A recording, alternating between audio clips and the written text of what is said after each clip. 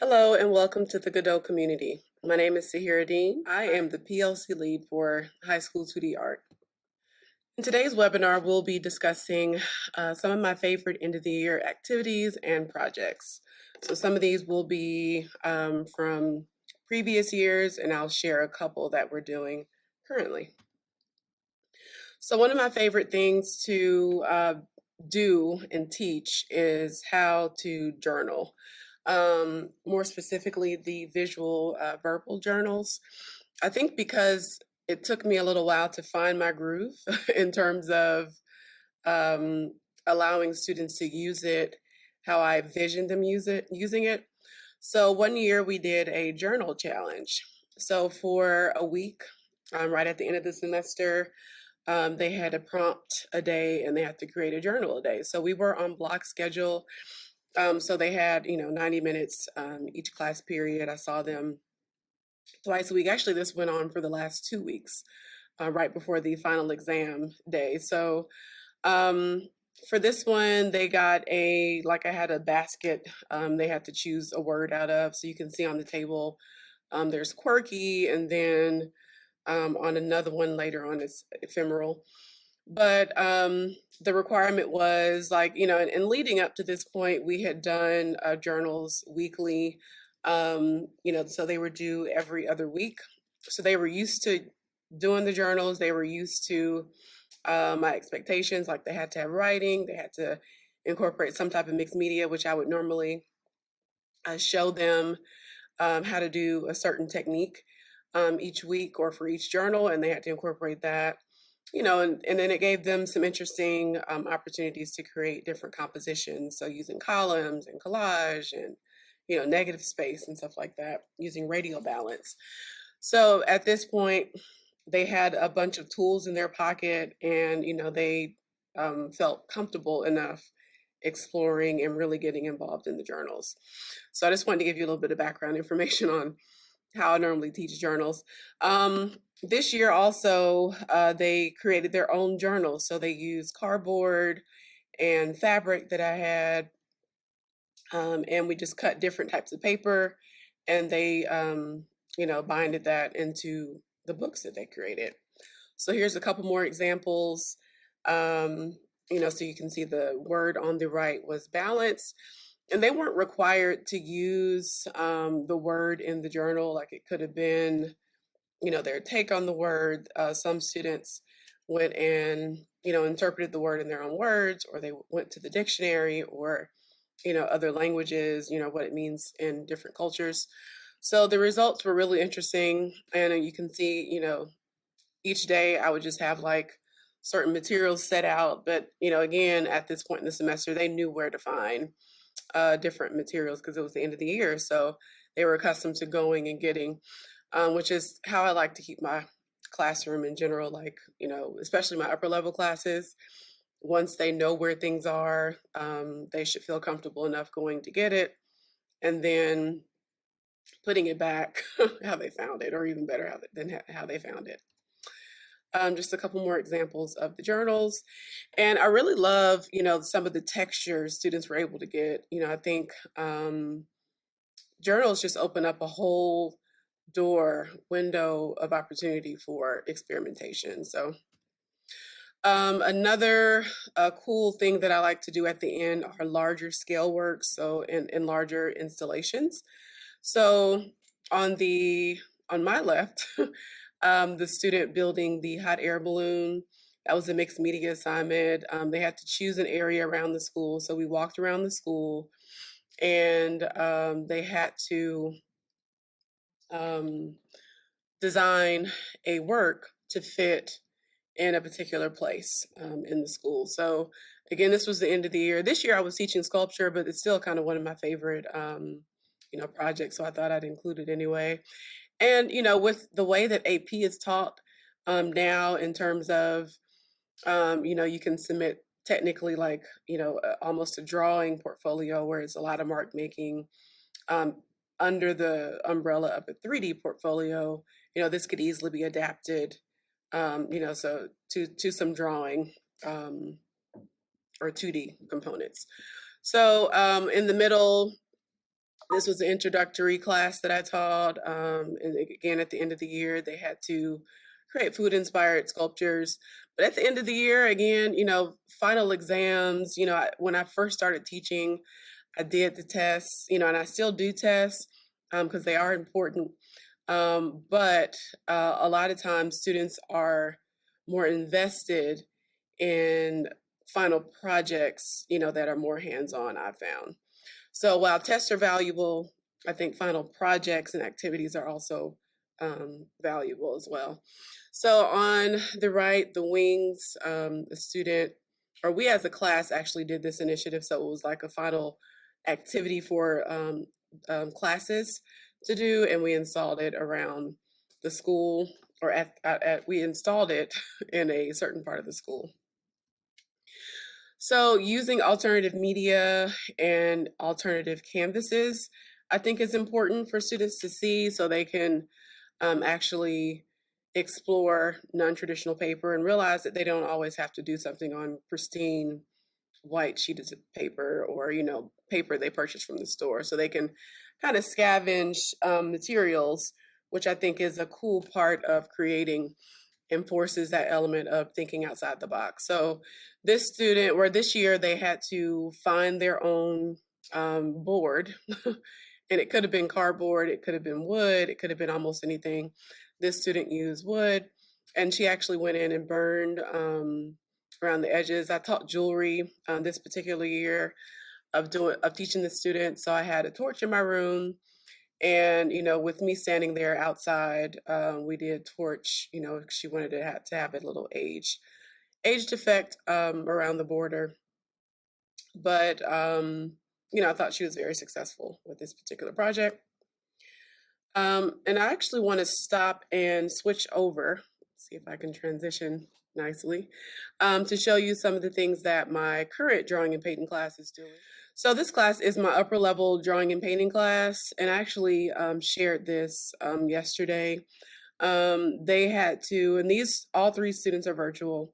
So in class, the students that are face to face, I provided some craft paper. And one student actually one student on here that I'm going to show is face to face, and she brought in some newspaper. So the requirement was for them to work large and on non-traditional paper. So this student's working on a cardboard, and it had to be a self-portrait, and they had to creatively extend their drawing into the negative space. So these are all in progress works, but I wanted to also show you, something current. This student took a grocery bag and unfolded it, and she's working in watercolor on top of the grocery bag, which I think is going very well. And then one more example, this is the student using the newspaper, and she's using chalk pastel. So again, at this point, they've been exposed to different materials, different media. We've talked about composition, so I made it open enough to where they had a lot of choice in subject, well, not necessarily in subject matter, but in composition and media, and just how they wanted it to read. So they spent a couple of classes actually planning and kind of playing, I call it, where they're experimenting with what they can do with the medium. So I just want to show those to you. Let's transition back into the PowerPoint here. All right, so critiques are of course, an important part of just art making in general. So this was actually a final critique. And this also shows that, a lot of times here at the end, some students are more vested than others. So you had some students that did finish, some students that didn't finish by the critique deadline, but that's also, how it goes sometimes. So I also wanted to put this in to show the scale that I like to have students work at the end. And the project that I just showed you, students are working even larger. So I like to build, I think that, when you when you present larger canvases to students, of course, initially they are overwhelmed. They see this large sheet of paper in front of them that they have to fill, but I think it also builds confidence when they see that oh, it wasn't so bad after all. Or, I find that when you introduce larger sheets of paper, especially towards like the maybe beginning, middle of the semester, it encourages them to work even larger. Not saying that everybody has to work large, but I found a lot of students tend to work just inside their sketchbook. Also, you'll notice in the top corner, this was from another year that they had to do an installation. So that was actually a group project, and it was similar.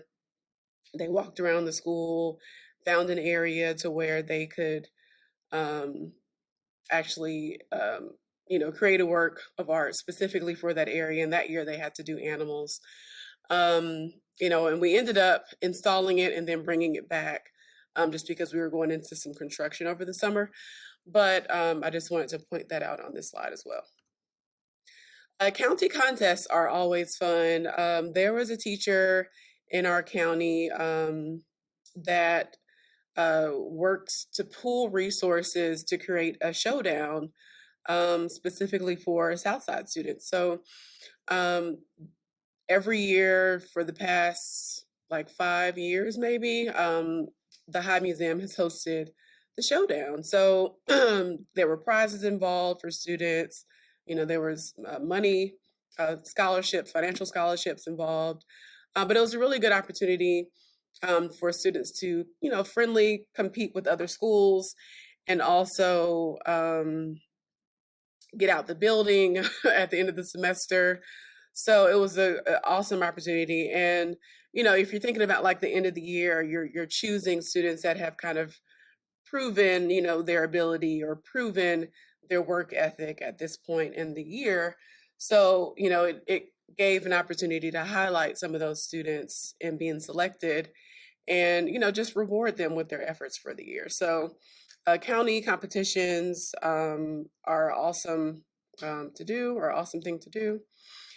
Plein air painting is so fun because especially at the end of the year, I think students are kind of ready to get out the building. So um, this particular year, we were able to get a field trip to the Atlanta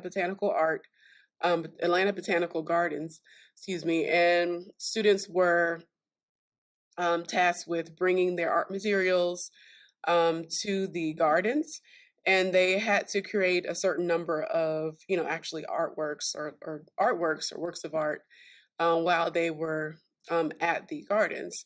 So this was a lot of fun. They brought their lunch, they brought picnic baskets, and they just had a lot of fun with it. There was a photography class that came with us. They took pictures, but they couldn't get on the bus without their sketchbook, art materials, and or camera, and some idea of what they were going to do when they got to the museum. So this was actually a final activity, and I was able to secure the field trip before they cut the field trips off for the semester. So this took a little bit of planning ahead, but I also say this to encourage you to plan ahead, especially when you're doing field trips, just because testing at the end of the year comes up, and they a lot of times won't approve it if it's last minute or during that testing window. So here are just some more images of students working in the garden. And again, students had a lot of fun. Like, a lot of times, students hear about different places in the city, but maybe not take advantage of actually going. So this was a really fun trip that we had this year. Final showcases, banquets, and portfolio reviews. So I'm going to talk a little bit about the showcases and the banquet, and portfolio will exit out and show that.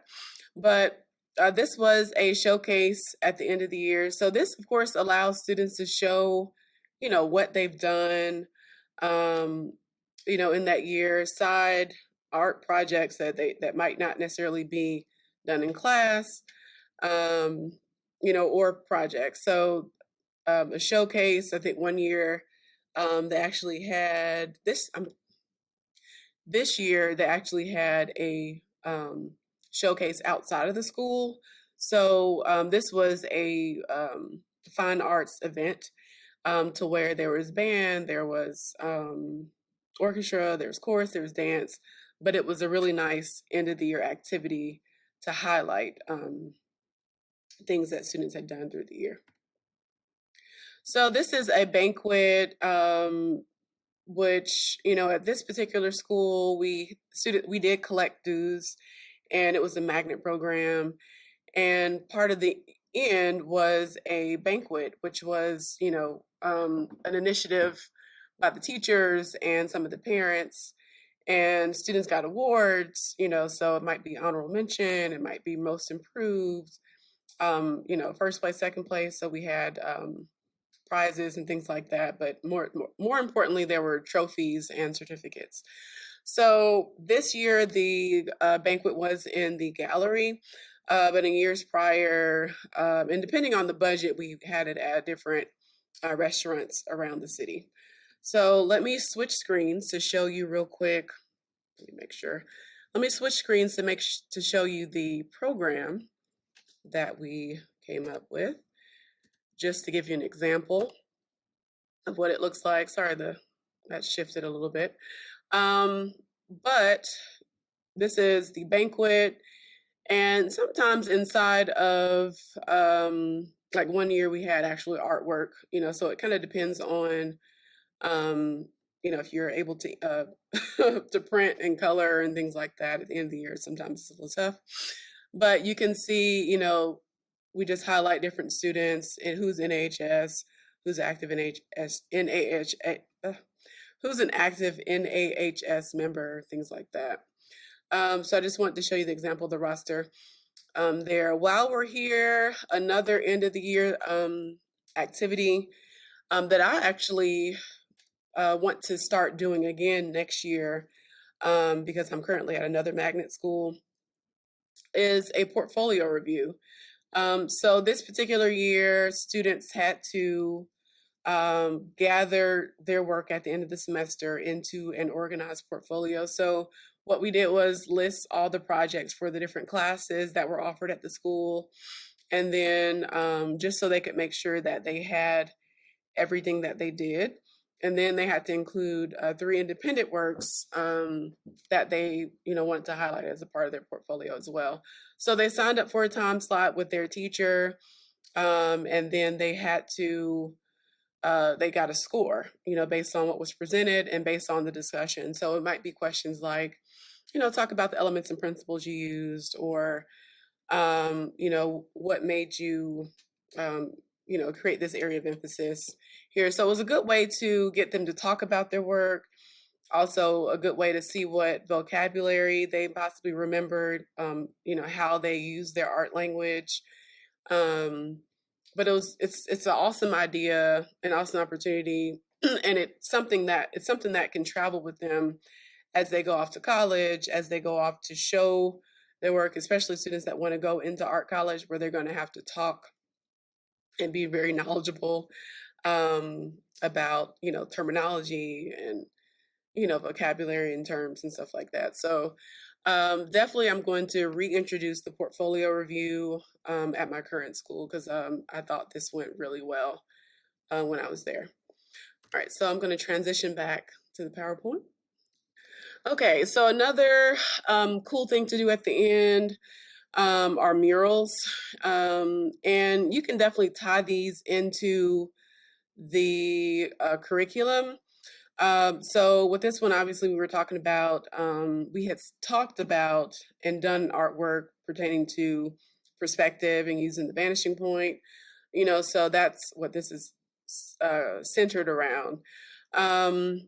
But, murals are definitely something that allow students to get some recognition from their peers, because a lot of times students walking in the hallway will see them working, they'll give them some kudos and things like that. So as long as you understand and have a conversation with your principal, develop a plan, a timeline, and understand hopefully that it won't be painted over. I would definitely encourage you to do some murals at your school if possible. Now, a lot of times, we as art teachers get approached with a lot of activities and just things to do at the end of the school year. So, take all that into consideration before you plan a big project such as a mural. So, senior highlight and giving back, of course, at the end of the school year, it's kind of bittersweet because the seniors are leaving, but you're excited about their next adventure. So seniors, of course, finish early. So here at my school, their last day was actually yesterday, which was the 12th, I believe. um, so, we have a few more days or a couple more weeks with the rest of the student body, but they are technically finished. Now they have some time to finish up, of course, if they're still working on different grades because their grades aren't due until like the 18th. So, if students are still coming, and of course, if when we were face to face in just a regular teaching environment, students will be coming for graduation practice and things like that. They might finish early or have a break. So, allowing them to come to your class and work on either painting towels, or if you have approval from your administration, painting directly on the walls, or even this was a large scale. This was actually a door, so as big as a door.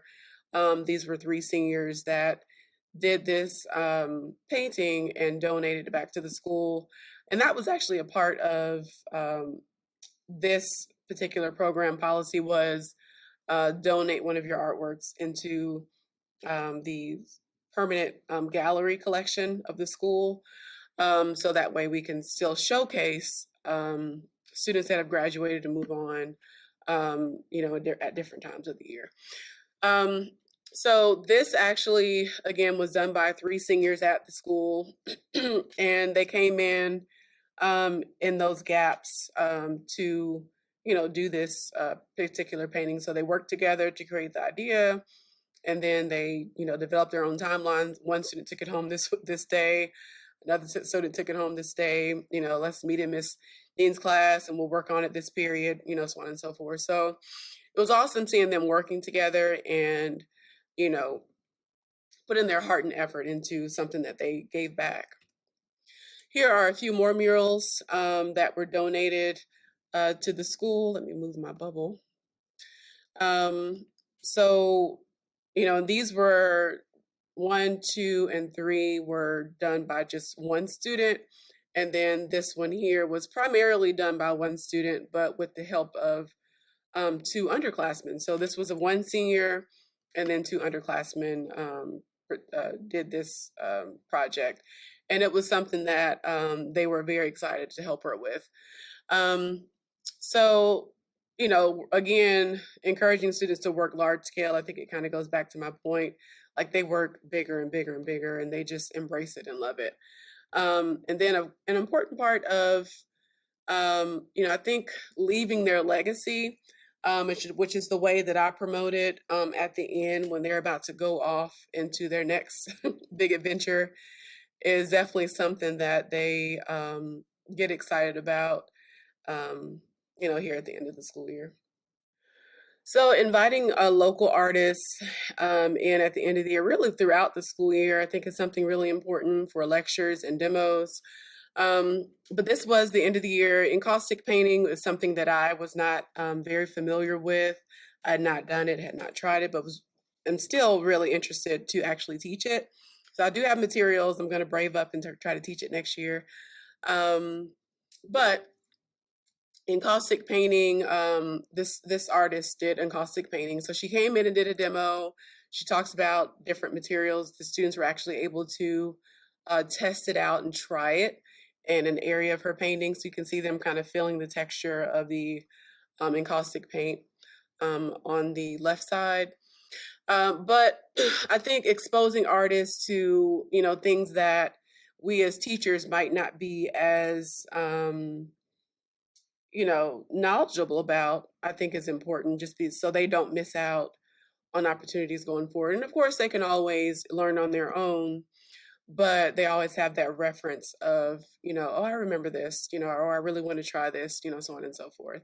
So end of the year, I think, provides an excellent opportunity for students to be able to do this. And some students actually, like in their journals after this artist, discover using crayons, melting them down and applying it in their journals, to achieve different textures. So this was a cool, this particular artist was a really cool artist to have in. This was a artist talk. And so you can see everybody that was at the artist talk is, kind of posing for the picture. But he did the talk, he did a presentation, he brought in some of his actual work. And, it was just an awesome time. He was able to actually look at work done by some of the students. So he looked at some portfolios, he looked at some of the art rooms, and he just spent like a good hour and a half with us, just talking, getting to know the students. So building connections with real world artists, I think, is something very important to do throughout the school year, if possible. But definitely, this was like a nice highlight at the end of the year, just so students can kind of see that, art is something that I can make a career out of, I can actually do. Here's a living artist to testify that. So this was an awesome opportunity. Thank you for watching this webinar. Please join me on the Godot site where we can ask questions, we can interact, and I will see you in the next webinar. Thank you.